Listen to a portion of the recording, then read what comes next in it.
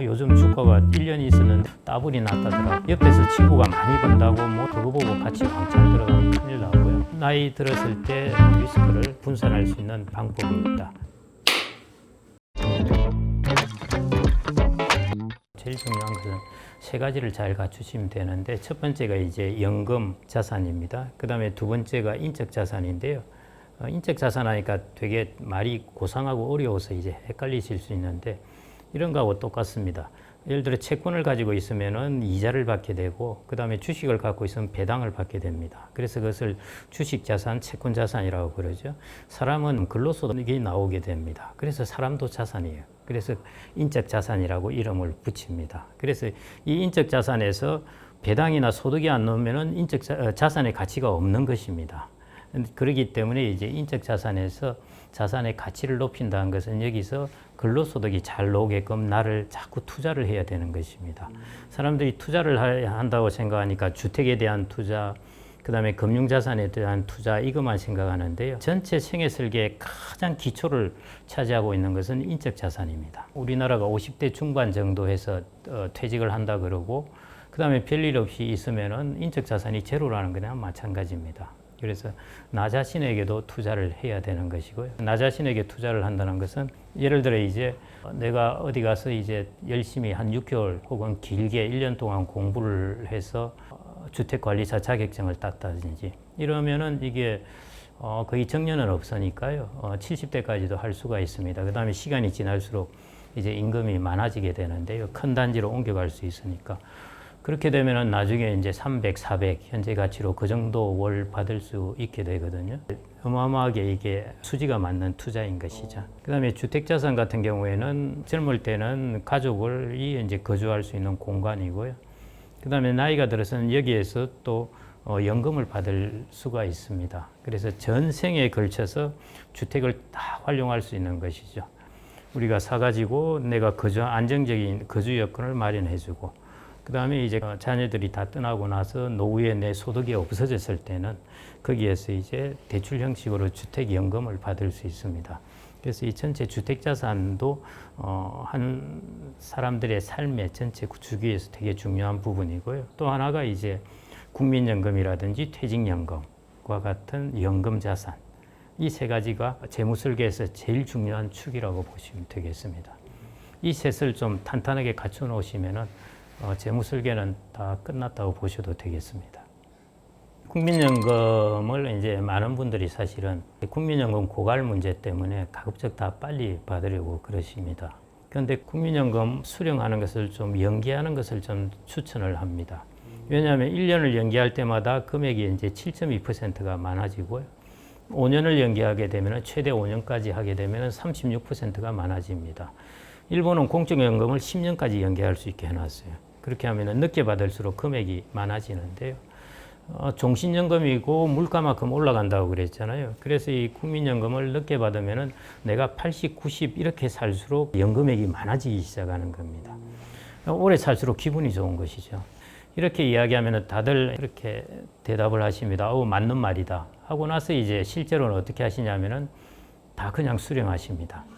그 이유를 물어보면은 나 일찍 죽으면 어떡하냐, 손해본다는 것이죠. 그래서 그러면 제가 이제 하는 이야기가, 수명은 누구도 모른다. 제발 자기 수명을 가지고 베팅하지 마라 그럽니다. 내가 100살까지 살지 75세까지 살지 누구도 모릅니다. 연금이라는 것은 뒤에 생략 단어가 보험입니다. 연금 보험이에요. 오래 사는 리스크에 대한 보험입니다. 그런데 오래 사는 리스크를 생각하지 않고 빨리 죽을 리스크를 생각해서 빨리 받는다는 것은 연금의 본래적 기능을 선택하지 않았다는 것입니다. 내 수명을 가지고 연금 수익을 극대화하려고 하는 것이죠.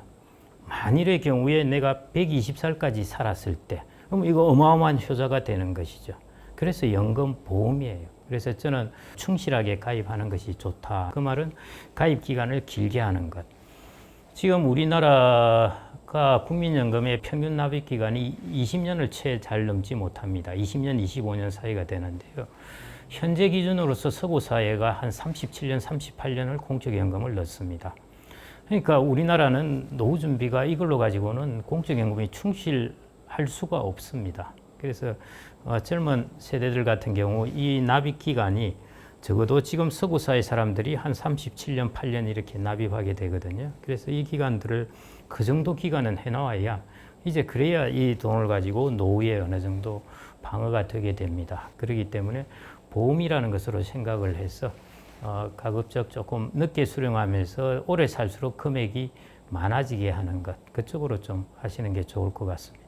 요즘은 이제 3층 혹은 3개의 기둥이라고 이전부터 이야기를 했는데 몇 년 전부터는 이제 서구 사회에서 기둥을 하나 더 갖다 넣었습니다. 수명이 자꾸 길어지니까 이제 기둥 3개로 부족한 거죠.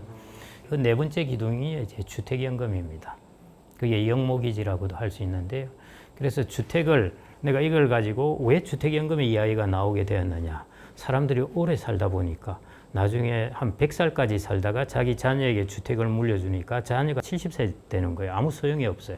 그래서 자기가 이걸 활용하고 세상을 떠나는 것이 더 좋게 되었길래 이제 주택연금이 서서히 주택이 연금화되기 시작하게 되었습니다. 그래서 3번째 기둥뿐만 아니라 4번째 기둥인 주택연금도 꼭 주택을 지금 사서 살고 있더라도 내가 이것을 장기적으로 나이 들어서는 이게 연금을 받으면은 얼마쯤 되겠다 하는 생각으로 생애 재무 설계를 짜시는 게 좋을 것입니다. 파산이라고 그러면은 이제 거의 최저 생계비 정도의 이제 생활비 정도가 있는 것을 이제 노후 파산이라고 볼 수가 있겠습니다. 그런 사람들의 특징이 뭐냐면은 3가지로 압축됩니다. 첫 번째 후생연금, 우리로 치자면은 이제 국민연금조차 제대로 마련이 안 되는 사람. 그 다음에 이제 2번째 아픈 질병이 있는 경우. 3번째가 주택이 없는 경우입니다.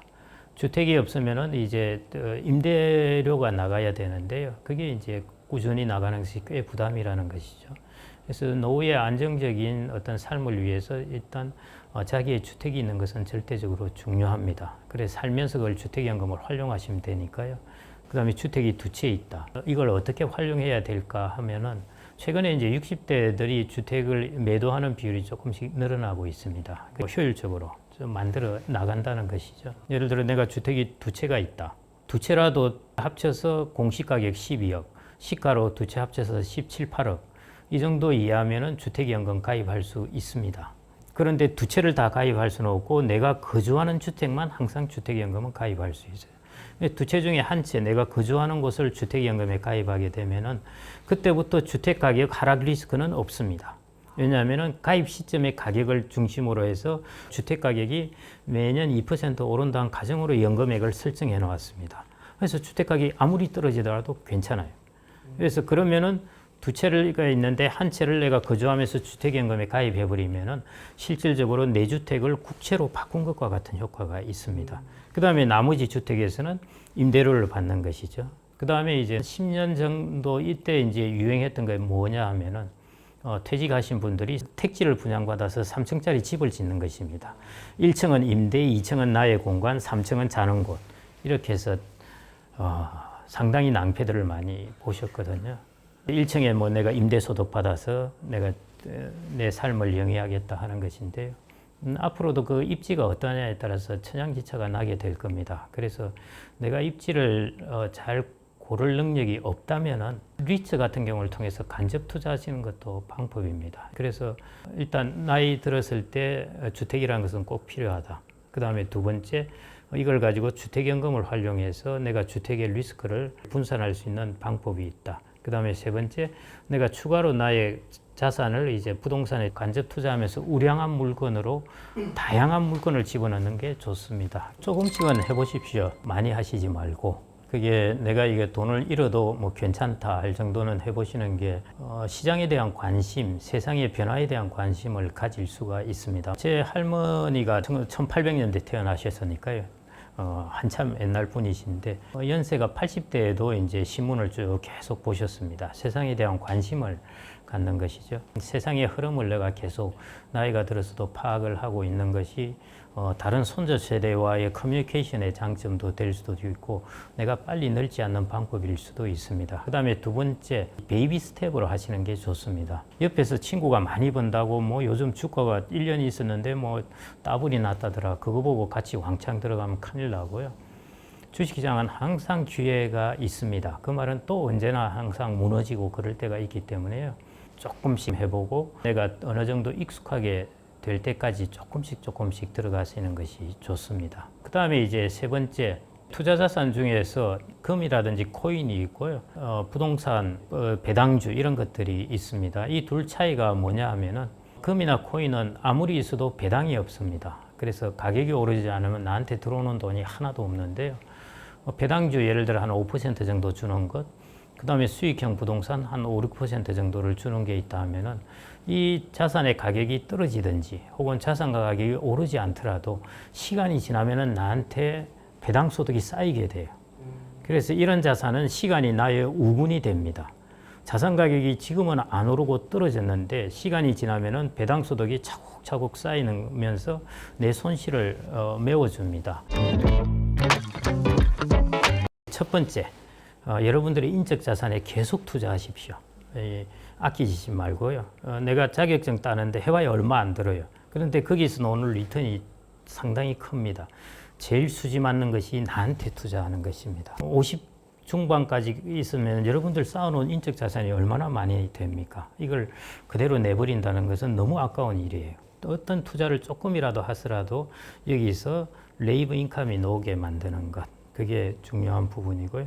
두 번째, 내가 이 금융자산을 운용할 때 실질 원금 기준, 꼭 명목 원금이 아니라요. 실질 원금을 기준으로 해야 되고, 그러다 보면은 주식이나 부동산을 할 수밖에 없습니다. 그걸 할 때 중요한 것은 그걸 하더라도 인컴을 주는 자산, 인컴입니다. 그 인컴을 주는 자산들로 구성되게 해서 장기적으로 승부를 하면은 그 리스크를 좀 더 훨씬 줄일 수가 있습니다. 꼭 기억하세요. 자, 인적 자산, 실질 원금, 인컴 이 세 층입니다.